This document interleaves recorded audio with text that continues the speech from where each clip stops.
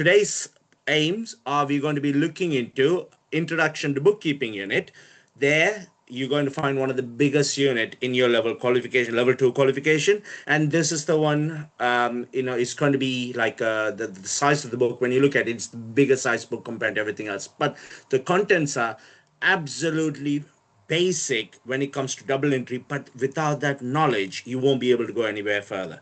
So today's aims are we're going to look into Cashbook, petty cash book, and some exam style questions related to those two topics today. So if you guys remember, in the previous sessions we talked about double entry bookkeeping. We talked about day books. We all know about what the transactions look like on double entry bookkeeping there when you're going to look at the book of prime entry and how we're going to transfer them to the general ledger, and then from the general ledger we create the trial balance, and further we will be able to do our financial statements. So here what we know, we got the 5-stage of accounting system. Sorry about the choice of color there. So for some reason, I haven't changed the background. It was a white background. Now it changed to gray.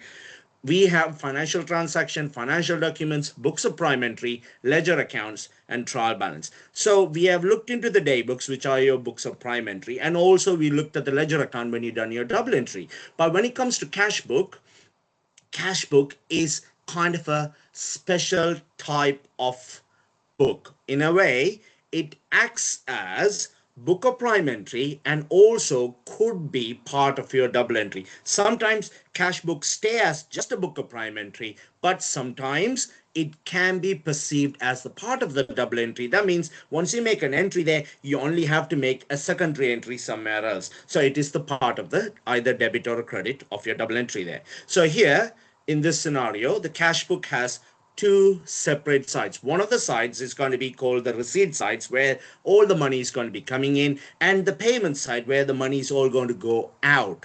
There are two ways to this cash books, and you look at that here, it can be combines the roles of book of prime entry and the double entry bookkeeping, or it simply stays as the book of prime entry. In that case, in the general ledger, we need to redraft the bank account. The bank account has to be written again as a T account there. But if it's already a book of prime entry and part of double entry, you don't have to draw the bank account. That is the first quirk about this cash book. And similarly, this cash book has two columns. Normally, a column for a cash account and a bank account. Both involves monetary transactions. A business may just have bank account as well. So therefore, it will be a single column. But usually, there will be two columns. One of them to do with the cash in hand, another one to do with the money in the bank. But you also have to remember, bank account can have balances on both sides depending on whether you have a money or an overdraft. Cash, on the other hand, can only have a debit balance because you only can have cash, but not on the negative side of it. So please remember that small detail in terms of it. So here, analysis cash book, if I'm going to look at it, what we do, we split each side of the cash book into further columns like we have done in our day books. If you remember your sales day book, we have total column, VAT column, net column, and the net column could be split into further columns by analysis like type 1 sales, types 2 sales, type 3 sales. It depends on how many different you have. But in this scenario, Cashbook also can be split into further analysis column. For example, here we have VAT, cash sales, trade receivable, and income. We'll see an example of it, why they are in play and what purpose they're going to serve for us later on. But please remember, on the receipt side, when you have these two entries, these two numbers from the cash and the bank column must be equal to whatever we're going to record in our analysis column. So in that sense, what we think about this debit column here, when we have an entry in the cash and bank, these accounts in their respective T accounts in the general ledger will have a credit entry. It must be a credit entry. It cannot be anything else. We'll see some examples later on. So if these two are from the receipt side or the debit side, analysis columns have to be into the credit side of those. Let's prove it. See, if I make a cash sales, if I enter the amount I received on the cash sales here, the VAT and the cash sales amount has to be a credit side. Sales is an income, it's going to be a credit. VAT is a payable, we have to pay it back to HMRC. That is also a liability, it will be a credit. What about the trade receivable, people may ask? Trade receivable, in fact, this is when they're going to settle a debt they already incurred in the previous time, like previous period. So they will be already recorded the VAT on that for them on their relevant day books. Now, when those trade receivables settle their money to us, money will be received into the bank account and the debit will be on the bank account, or and the entry into the trade receivable will be a credit. Why? It reduces the balance of that trade receivable. Will I have to worry about VAT for that? No. Why? VAT, as I mentioned before, is been recorded into the sales day book. Now, if you look at the other incomes, it could be from rent, commissions, interest. If there is a VAT on it, we put the VAT. Otherwise, we just put in the income account, and those respective income accounts will have a credit entry into their T accounts. Just bear with us, please. Okay. Next one is the debit side. Now we're done. Now you're looking at the credit side of the cash book. So if you notice that here on the payment side, it is almost identical. If you look at this here, we're simply flipping it. And here we have VAT, cash purchases, trade payables, and other expenses analysis columns here. But if these are on the credit side of the cash book, all your analysis column details will be on their respective T accounts on the debit side. It is how it works. It will be the opposite of your cash book receipt or the payment side. Okay, so please, well, let's see how the accounts work when we see some examples later. So if I'm going to say this, if the cash book is part of double entry, then the analysis cash book is entered into the double entry. Let's look at the different styles of questions, style of questions from the questions. Okay, I should have said from the workbook we have. Let me just share it with you quickly. I will share the window and then we'll be able to go into that. Yeah, no window. I have to do screen. Yeah, that way. Okay, so let's get here. All right, I hope you guys can see it now. Let's look at the first question. The first question it shows here, there is a balance of Luke Bryan's cash book at 3rd of September 2017 were as follows. Cash in hand was £360, bank overdraft £1,076. So what we need to do, we need to record the opening balances. So let's see here, this is 3rd of September, so I'm going to say 3rd 9. So balance brought down for cash is 360, but it did say we have an overdraft, so we're going to say 9. And this is going to be, again, balance brought down, but it will be on the bank side, £1,076. Oh, geez, sorry. £1,076. Okay, so we have that number there. It says here, a sales of £245. We have received the cash. So money coming into the cash book, this is cash. Okay, so therefore what we're going to do, 4th of September, we say sales. I'm not going to do the double entry. I'm only going to do the one side of it, £245. And then here, next one, paid rates by double. So this is also 3rd. My apologies, guys. It's on the 3rd.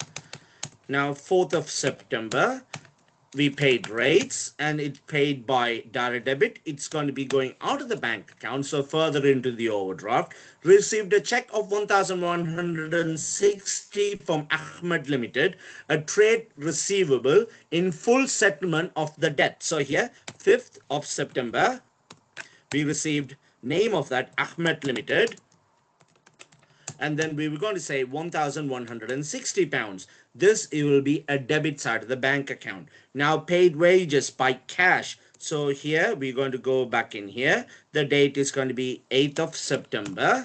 I'm going to say wages, but it's paid by cash, is £307. But we need to make sure, do we have enough cash to do it? Can you see these two numbers? Let me do a quick sum there. I keep the numbers in flux. Yes, I have enough money, so I can afford to pay that. All right. So now next one we're looking at it. Paid XJ supplies a trade payable by check £720 on 8th of September. So it's going to be XJ supplies, and it's going to be paid by check. It's going to be £720. You could not pay by cash. Why? We don't have enough cash. £720 done there. We have done a drawings again. What is that on 10th of September?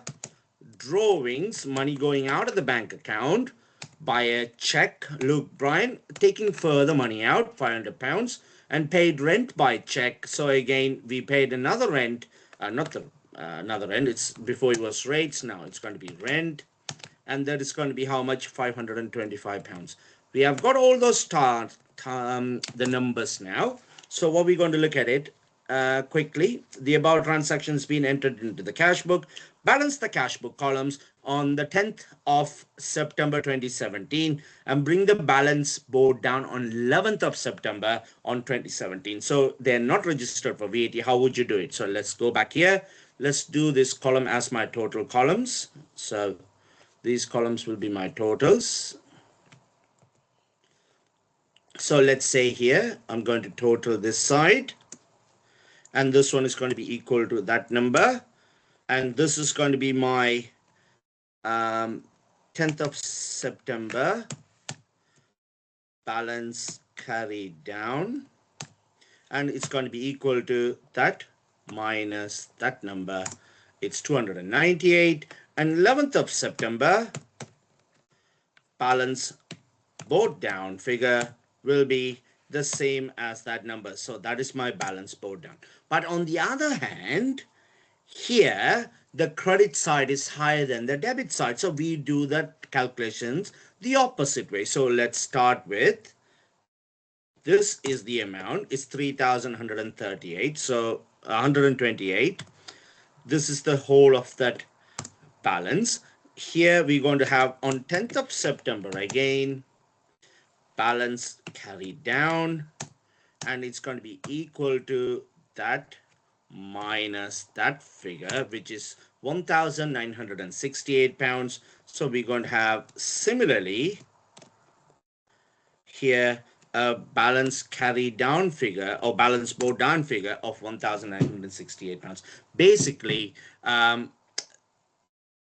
Luke Bryan's overdraft now increase. He has to owe more money back to the bank, and it's also his cash balance also declined because he has paid more out than what he received into the bank account. So possibly, if you look at it, this is the double entry we need to consider when we're going to enter it. So if I want to split this even further into analysis column, how would I do it? People may ask me. So what we'll do, let's see what we can do about this one. I'm going to insert these numbers. Let me see whether I can delete all of this. I don't need all of that. Okay, so delete. So let's say here, I'm going to copy this and I'm going to paste it here. Okay, so I'll get rid of this. So this will be the analysis column. Since there is no VAT here, we can have sales and trade receivables and other income. And here in this scenario, we can have the similar way.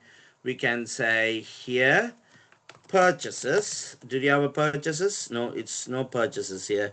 So I say wages, trade payables, rent and rates,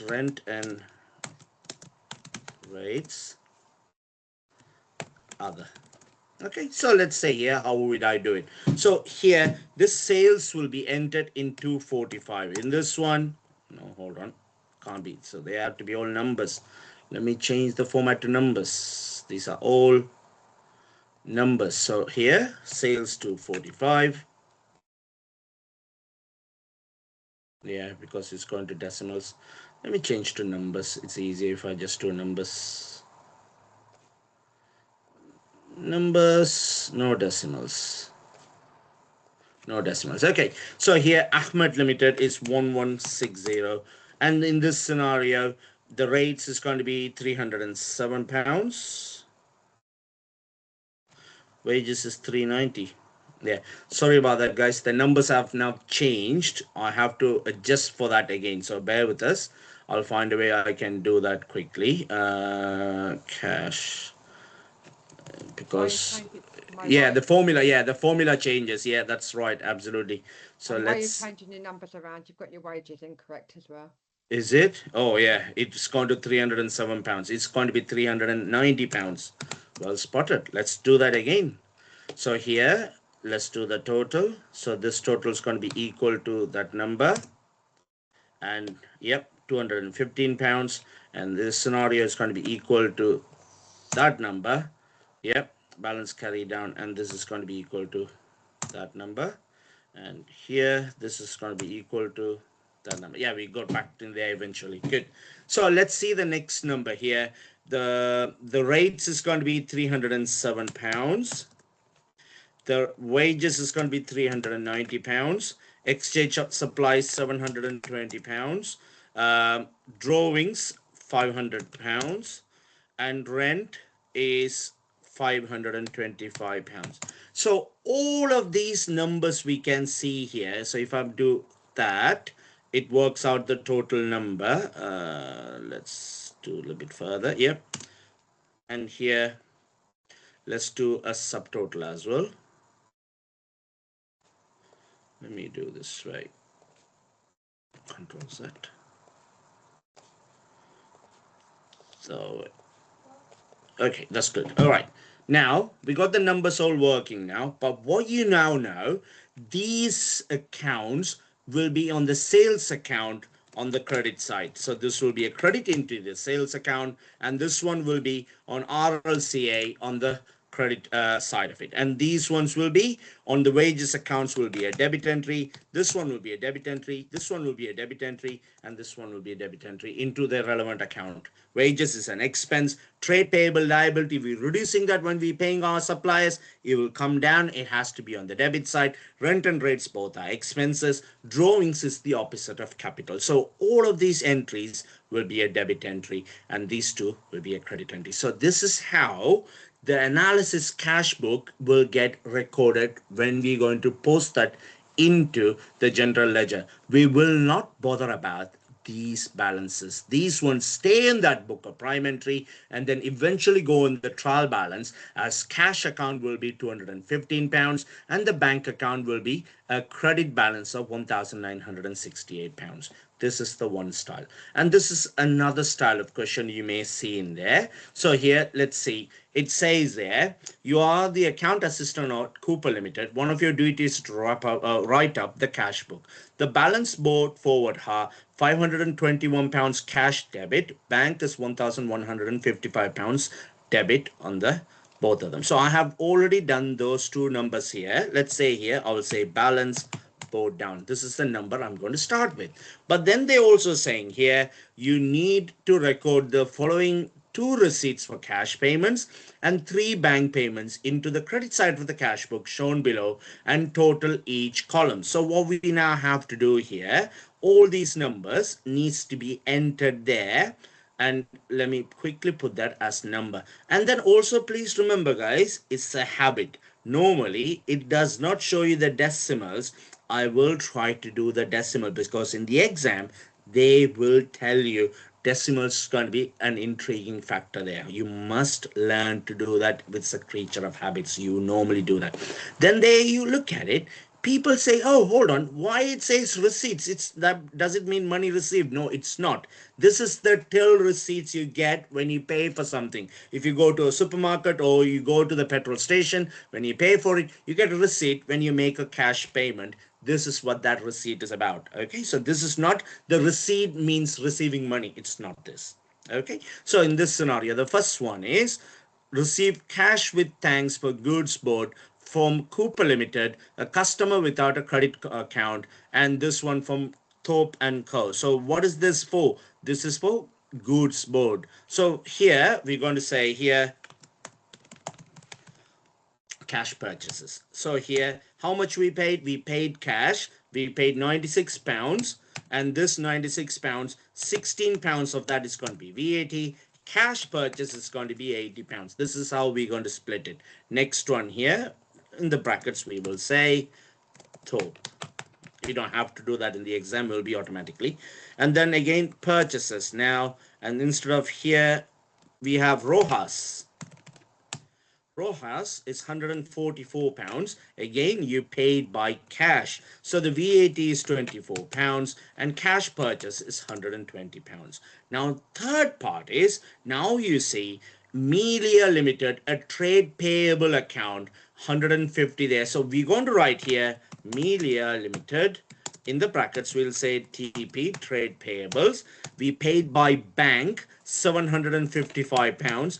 It goes straight away into the trade payables without VAT. The VAT has been recorded when we bought the goods from them on credit. It was recorded into what we call our purchases daybook. So therefore, there's no need for VAT to be recalculated again. So this is how we do it. Next one is from Southern Stationery, no credit account with this supplier. We bought some stationery, £192 including VAT. So here we look at that, we say stationery from Southern,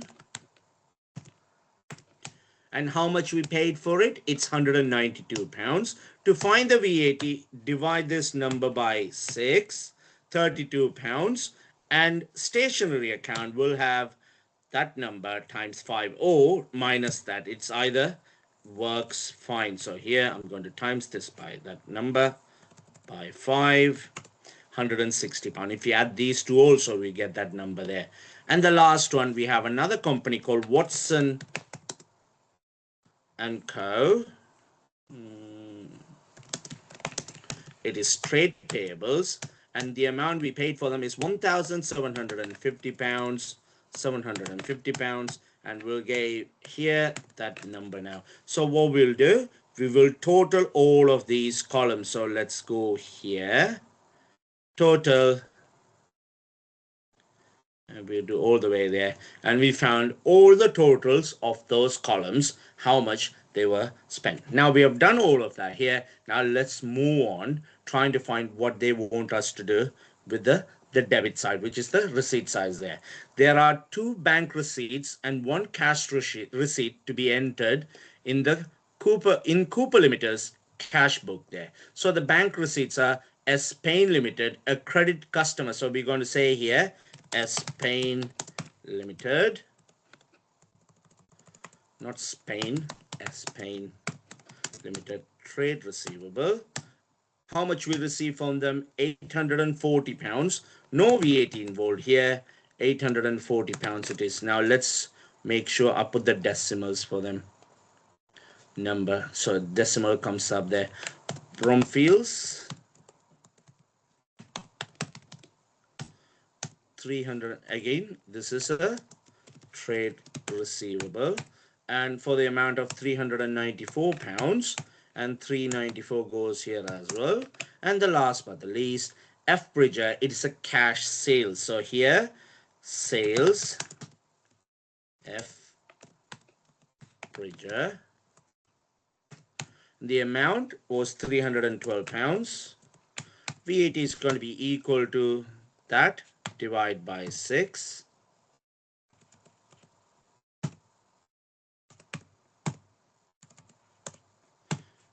Yep, £52, and this one is going to be equal to that times 5 to £260. So let's do the total for this one as well. So I'm going to do sigma, find all the numbers, got all the totals. Now what you can see here, the numbers are now totaled up. Our job is, when we finish it, these 4 columns, which I'm going to highlight in that color, this will be all recorded into the general ledger. So we will say, if I say general ledger, and the amount debit or credit in the question. If they ask you, we will say this one is the VAT account, trade or PLCA account. In this scenario, we will say purchases or cash purchases. And then we have stationery. What? Stationery. So we have the numbers there. Amount of 72 pounds, 2,505 pounds, 200 pounds, 160 pounds. These all will be which side of those accounts, guys? Will be all debit. So if I'm going to do them, I have to tick these account as debit accounts. And also, if they say to you, use the subsidiary ledgers, if they ask you any entry into the subsidiary ledgers, we will be have to using the trade payable names, which is here Melia Limited, and then also Watson Limited. There will be corresponding entries for whatever we made in this PLCA. So here, let me change the color into green, and that number will be split among these two. So 755 pounds and 1,750 pounds, and this will be again debit side of those account. Why? This will reduce those customer balances. This is the analysis column. So now let's look at the cash side of it as well. So if I'm going to copy this and then put it here again. So here, what are the accounts going to be affected by this? So let's paste it here. It's going to be affecting 3 accounts there. So here there is 3 general ledger accounts. This account's going to be VAT account, RLCA account, and sales account. Some people, sometimes you can also have one entry into the VAT account, because this minus that will be 20 pounds credit. It's also fine. It depends on how many boxes you get in your ledger entries. This though came up in the old style exam style questions. In the newer exams, the exam style has changed. I will show you in a minute how those questions will look like. But this is just for the knowledge for you. So here, VAT will be 52 pounds. RLCA will be 1,324 pounds. 260 pounds here. This will be all credit entries. Why? Because they are all opposite side. This one, it's not a credit side. This is your debit side. My apologies, guys. Debit side. Because initially we did the credit side here, and this is the debit side.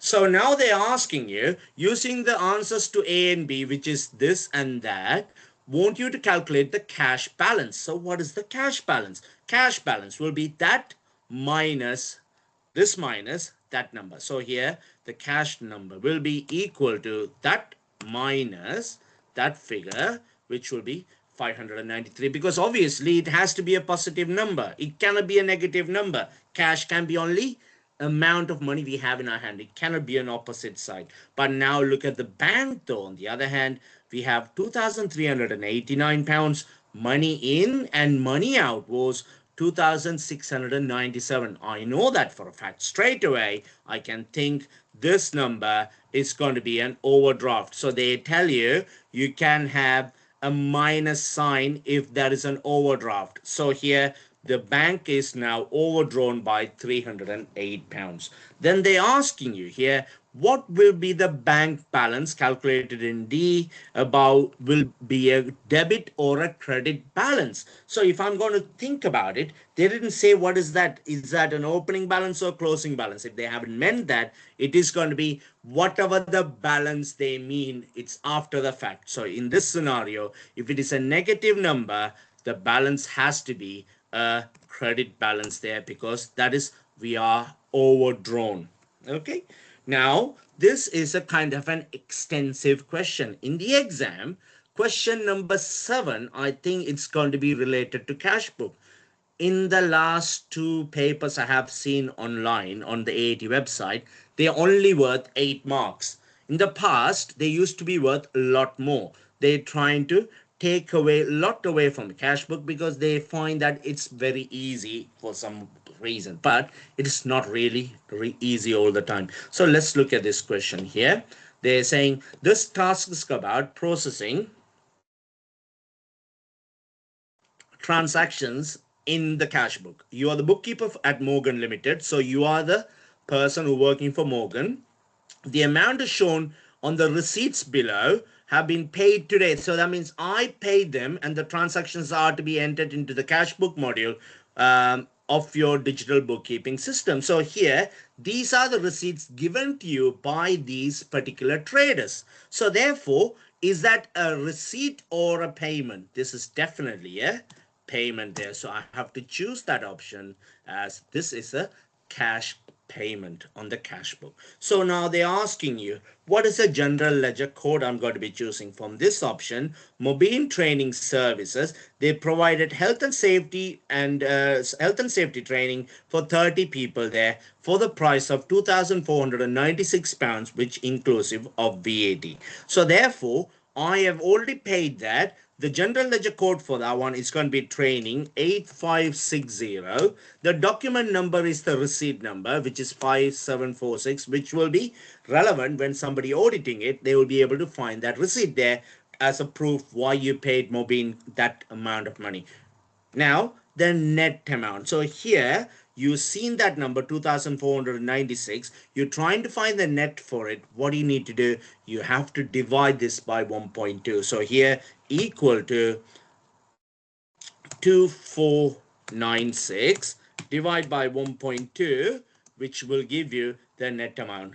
Don't ask me how I done that. It is the simpler way. If you know the net amount, or so gross amount, to find the net, you divide by 120 and multiply by 100. So the simplest way is just divide by 1.2. So if I do this as well, if I divide by 120, which will give you 1%, and times that by 100, I will still get the same number there.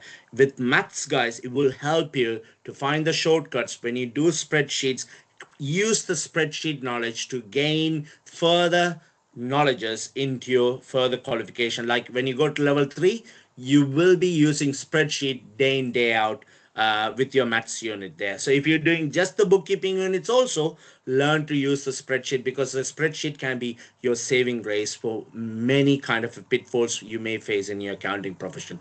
You know your Excel, and you probably will be your master of your own destiny. So then they're saying here, what is the VAT code? In this scenario, the VAT is charged at the full 20%. So we're going to say VAT 1, which is that code there. Now let's look at the next one. This is from Archer's Trade Magazine.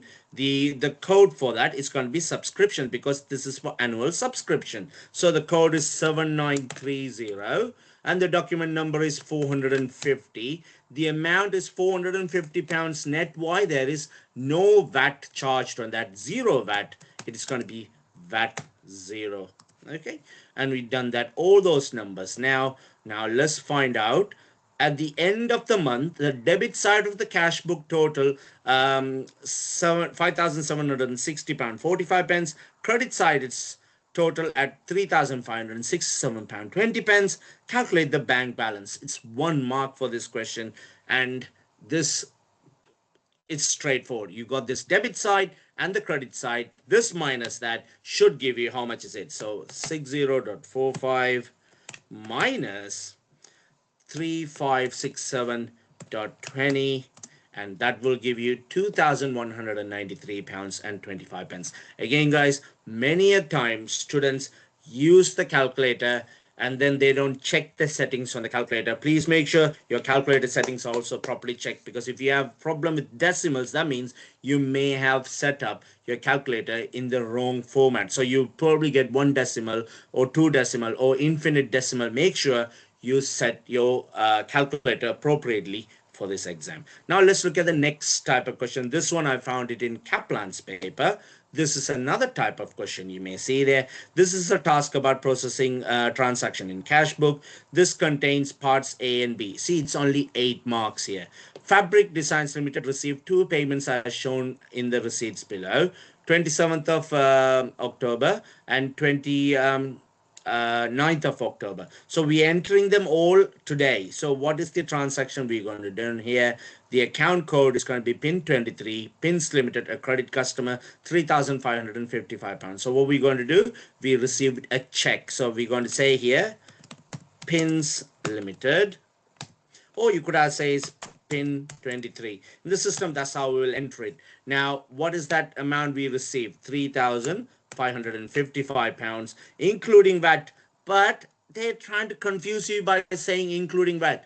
This is a credit customer settling their bill which they have bought long time ago. Now do I have to calculate VAT again? No, you don't have to worry about this. They only put that including VAT there to confuse you. So the amount is going to be not the other way around. You don't split that one because it is a credit customer settling your old debt. So therefore, VAT is not really needs to be recalculated. Now let's look at the next one. We have needles. This is cash sales. So I'm going to say sales. And this is an amount for £1,417.50. So here, let's say here, this is going to be inclusive of VAT. It's not. Therefore, we must calculate the VAT for it. So the VAT will be equal to that times 0.2.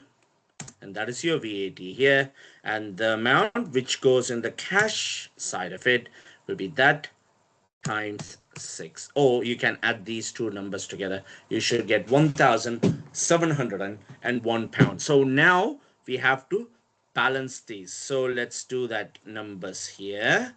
We will say this one is equal to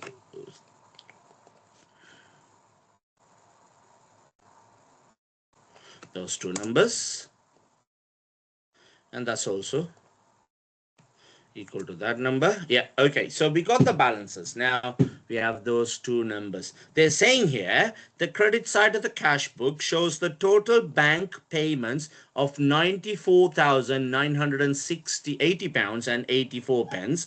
Calculate the cash book balance. If there is an overdraft, we need to do a negative number there. So let's say here that number minus £94,980 dot 84 pence. The amount I'm getting here is, let's monetize it. Yeah, so it's going to be £57,690 and 36 pence. Make sure your calculator is set up for the right format, and you should get that answer. And this is for 8 marks. How are you going to do it? 1, 2, 3, 4, 5, 6, 7, 8. So possibly one of these is going to be maybe these two doesn't have marks there. So you have 7 marks for these 7 boxes. 1, 2, 3, 4, 5, 6, 7. 7 marks for that one. Probably not these two will get any marks, but these will probably give you the marks there. Now, before we go into the next section, which you're going to look at it, is the petty cash book. So if you know your cash book is something you're going to do for your regular day-to-day transaction, why we use the petty cash book for? It is also a book of prime entry for low value cash payments used to record low value cash post payments and for purchases or expenses, small items of stationery or postage, but they're not appropriate to enter in the cash book. And also this petty cash book can be same as your cash book. It can be just a book of prime entry, or it could be a book of prime entry or part of the double entry. But there are some concepts you need to know. Normally this balance here, we start with the petty cash book, that we can have something called an impressed amount. Impressed amount is every period the balance will be restored back to that £100. So that means whatever we spend, whatever we will put it back again into the bank account. How we receive that money? We probably draw from our bank account and put into the petty cash tin. But remember guys, with the petty cash tin, there are strict guidances how you claim petty cash. Normally, there should be accompanying evidence like a receipt or an authorization paper to say this money need to be paid out to that particular expense or your employee. And then also remember, sometimes petty cash could be used to take money into that till as well. Like any one of your employees trying to buy some of the things which you have in your business, then you can use that for your sales side of it. Like if you sell some postage, or you sold some of the unused stationery items, yes, then that can be also used to enter. But you also have to accompany them with something called a petty cash voucher.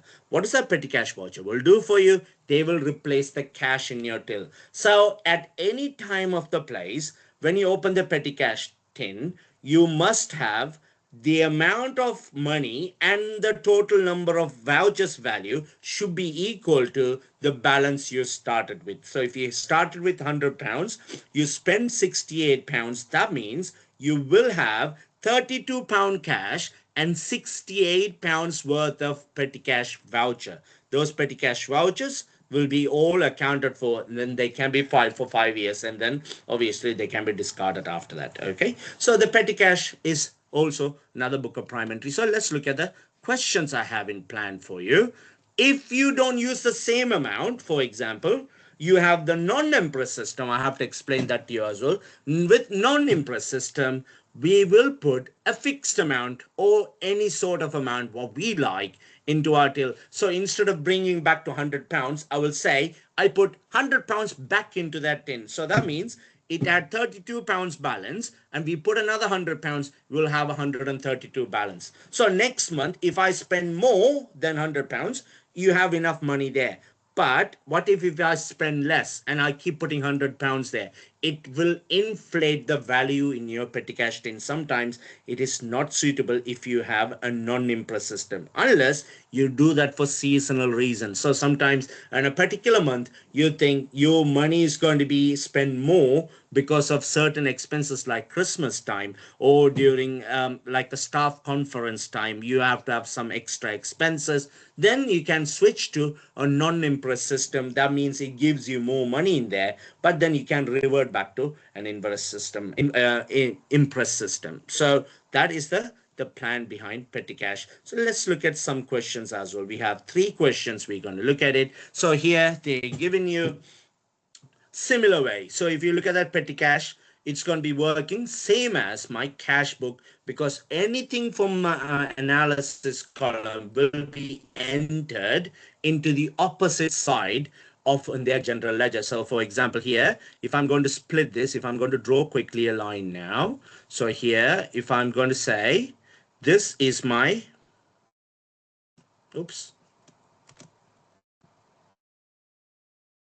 why? Okay.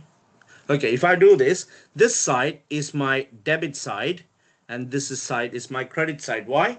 This side where you have your money in, and this side you have your money out. So they're asking you here, you need to transfer these balances into the general ledger. They're saying here, this is part of your book of prime entry and part of the double entry. So I don't need to worry about a separate petty cash control account in my general ledger. So how would I enter this in the general ledger? So here I need to think about it as the analysis column. Let's start with the analysis column. So I'm going to do here, these all balances must be into their relevant T account. So let's say here, I'm going to say VAT account. Then we have postage account, travel expenses, and then we have office expenses. So if you look at that here, the amount is going to be £5.12. Then we have £9.53. Then we have £19.55 and £25.60. So let's get them to 2 decimals. That's how I like it. 2 decimals, got them all now. Now the question is, what entries will be into the general ledger? Will there be a debit entry or a credit entry? What do you think about this, guys? If I'm thinking about it, similar to the cash book, these is the credit side of my petty cash book. So what happened to these analysis columns? They all will be debit entries. Let's prove it again. Can you see? These are all expenses. They must be debits. So here, debit, debit, debit, debit. And the expense, if you pay VAT on your expense, that will be also goes into the debit side of the VAT account. But is that all? Can I see something else there which could go into the general ledger? It's not the petty cash control I worry about, but the bank entry. Can you see this bank entry here? That bank entry also an entry you made into my petty cash book, but it does not have an analysis column. But does it mean I can ignore it? No. If I make an entry into my Brooker Prime entry, my debit entry is already done, but into the bank account, if you look at the bank account, we have actually paid money out. So £77 here. Let's change to numbers. This will be a credit entry. So what happened here, guys? The bank given you £77. You have taken £77 out of your bank account to record this into the debit side of your petty cash book, because on your petty cash book we received money in, so that is the debit entry. On the bank account, that is a credit entry. So you must not forget about that one. Okay, so that is a really good question to go with. Now let's look at this question. This is also slightly a bigger one, but let's see here how it works. So here the petty cash book below is maintained as a book of prime entry and the part of double entry bookkeeping system. This is a summary of petty cash purchases during the week. Ring binders £20 plus VAT. Postage stamps £15. VAT is not applicable. A4 paper £9 plus VAT. Above the enter the above transaction into the partially completed petty cash book below. Total the petty cash book and showed the balance carried down. So what we now have, this amount here, it is going to be the debit side, and this side here, it's going to be the credit side. So now we start with this £100. We already spent 12 quid, so we have to enter the other one. So here I'm going to say binders. How much we paid for that one? £20 plus VAT. What is this? It's going to be a stationery for you. So if I say £20 now, how much is the VAT? VAT will be £4. And then this is going to be £24 because it is plus VAT they have mentioned. Next one is postage. How much we paid here? £15 there, but no VAT. So there you go. We just put it here as £15. Now next look at that here. A4 paper, A4 paper. And this is for the amount of £9 plus VAT. £9 is the VAT, the amount. The VAT is going to be times this by 20%. So many different ways to calculate VAT here. So here, times it by 20%.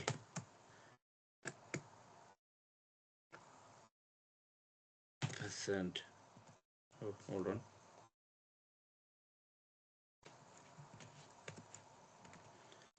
Yeah, now you got £101.80, and this one is going to be equal to that times by 6 is going to be £10.80. Can you see here? We've got that all transactions entered into the book now. So what we'll do, we total this. This is going to be equal to that amount, and this one is going to be equal to that minus the sum of all of those totals there, that amount.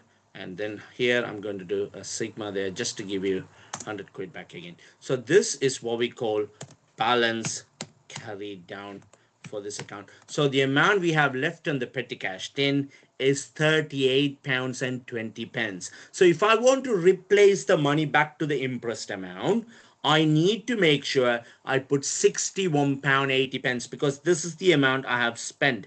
I've spent £61.80. This is the amount I need to put it back in there. But then again, let's do what they ask you afterwards. So let's do those balances first. So here we already had these three totals now. So if we add these three also, that will be the £61.20 or 80p. But what they're asking you, what will be the three accounts in the general ledger to record, which will record the above transaction. So if you look at that here, in the general ledger, what are the accounts we're going to be entering? only these three analysis column total. So here we're going to say one of them is the stationery account, no petty cash control, postage, yes. Do you have a telephone account? No. VAT account, yes. Petty cash book, no. Cleaning, no. So these are the three accounts I need to choose when I'm going to be entering them. The last one they're saying here, at the end of the week, what is the amount of cash that should be withdrawn from the bank to restore the impressed amount? Is going to be equal to the sum of these three. These are the ones I spent. If I spend that much amount, £61.80. If I withdraw £61.80 from the bank, so that's going to be equal to £61.80. This will restore it back to what is that level is going to be called, guys? The impressed level of £100. Whatever money we spend, we must put it back in there.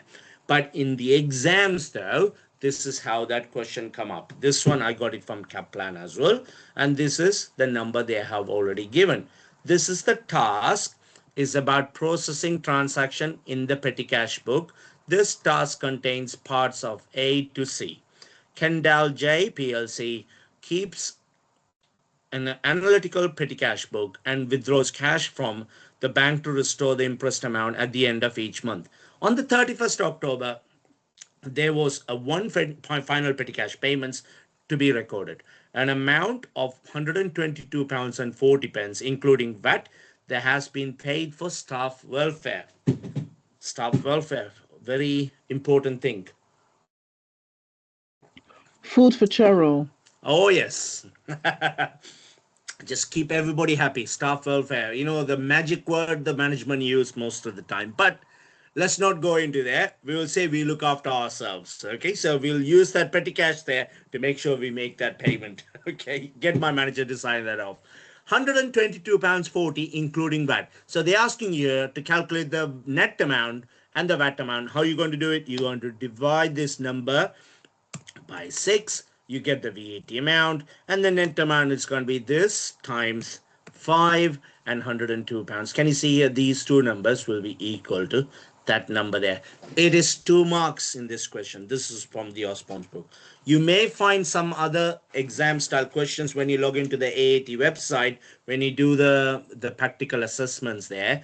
I do have those feedback videos on my YouTube channel, so feel free to go back in there and have a check about if you find those questions useful the way how I do it. Please make sure, guys, like and put your thumbs up there and put your comments if you find that was very useful for your exams.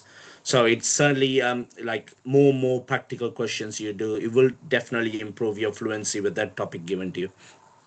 Before the petty cash payment in A was recorded, the staff welfare expenses was £185 and 82 pounds plus VAT had been entered in the petty cash book. This is why previous questions can be very helpful. Calculate the total, the staff welfare expenses analysis column after the petty cash payment is recorded there. So let's go back in there and quickly check it here. How would it look like? Can you see here in this scenario? A particular expense, the number you have here, this number is net of VAT. That is your expense, not the VAT. VAT is something I can claim back. So whenever you have a question like this way, when they say plus VAT, the VAT could be completely ignored. So what we need to do here, we only have to look at the net amount. So this net amount here, for example, this needs to be added with the number we can see here, £185 82 pence. So the amount they're talking about for the staff welfare expense is going to be equal to that number plus £185 82 pence. Altogether, they paid out £287 and 82 pence, excluding VAT on the staff welfare. But for the business, that is the expense. The amount they paid is not their total expense, because the VAT, when you pay them, you always claim it back later on. You learn all about that in next module, which is the bookkeeping control unit. After all the petty cash payment has been made, there is £87 left in the petty cash float. This agreed with the total payments of £413 recorded in the petty cash book. So what is the meaning of it? At the beginning, there was £500 into my petty cash tin. So we have paid 413 out and we only left with £87. Of course, if you pay 287.82 plus VAT for the staff welfare, you must have at least £500 in the kitty. So therefore, now they're asking you on 31st of May, the petty cash interest amount was recorded. Identify the entry required in the petty cash book to record this transaction. So what we need to do, we're putting the money back into the bank account. That amount from the bank account, we have to put into the petty cash account, money out of the bank and money into the petty cash book. So the petty cash book, the detail I'm going to say here, it is bank. We receive from bank. Yeah, the amount, how much is it?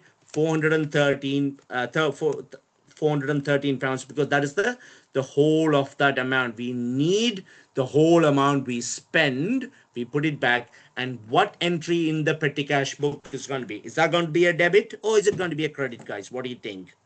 This is definitely going to be money in. It's coming into the petty cash book. It is going to be a debit entry. So please remember, guys, when you're restoring it, the bank account itself will be a credit, but in the petty cash book, the detail we're going to write, bank 413 on the debit side. Let's prove it again. Let's go back in here. Can you see? This is the entry. This is the entry. We are basically restoring the amount back into the impressed amount of £500 there in this scenario. We need £413, which we have paid out already. Okay, so these are the questions to do with cash book and petty cash book, guys. These will be appearing on the exam. So if I'm not wrong here, so let's bring that question from Kaplan on here. They have 8 marks for this and 6 marks for the petty cash book. It's only 14 marks, but that 14 marks could be completely lost if the students don't understand the meaning between the different columns and then the analysis side of it. How are you going to transfer the amount from this to the other one? So you just have to make sure, guys, you need to read the questions very carefully and ensure you do not miss out on these questions. And then also there is one more thing you may have to come across. This is the recurring payments side of it. I didn't do that in the questions there. This is something to do with the bank account as well. You will also get a question like this way. A recurring entry is like a standing order or a direct debit, which you need to set up in the system. A standing order, I decide how much I pay, so it's most likely to be a fixed amount for the given periods. And this direct debit is been set up by your payee, where they set it up and you pay regularly from your bank account. For example, if you have a utility bill, you have to pay whatever you use. It will be a direct debit demanded by your energy provider. But I can pay my rent to my landlord, which is most likely to be fixed every month. Then I can set up a standing order which I'll be paying from my bank account to my landlord's bank account there. That standing order will automatically go out of your bank account once you authorize it. So how I'm going to set it up in the system, here there's a question. I have agreed today to renew the insurance cost with Insurance for You Limited for a period of 12 months and for the amount of £200 exempt from VAT is to be paid on 30th of each month starting next month. So today we're looking at, what is the date today? Let's say here 10th of October. So it's going to be starting on end of next month. So it is going to be November. The start date we're going to write here. Let me see whether I can write something there. Yeah, all right, I can write here. This will be the 30th of November. And then they're asking you again, what is the end date for it? Because it's going to be for 12 months. The last day of the period will be 30th of each month. So it's going to be 30th of October. And this one is whichever the year it is, because we don't know the year. It's going to be on the following year. It's not 31st because what they're asking you, it needs to be paid on 30th of each month. But if you're very, very picky with your answers, there is a problem here. October does not, not October, February does not have 30th. How would you do it? They never thought about this when they come to this exam. In this paper, they never thought about it. The answer is the 30th of October. But if you're going to pay for a 12-month period, and if it has to be paid on 30th of each month, there is no 30th on February, and you can't pay on February because they demand you pay that on 30th of each month, and February doesn't have 30th. So how would you go about it? God knows.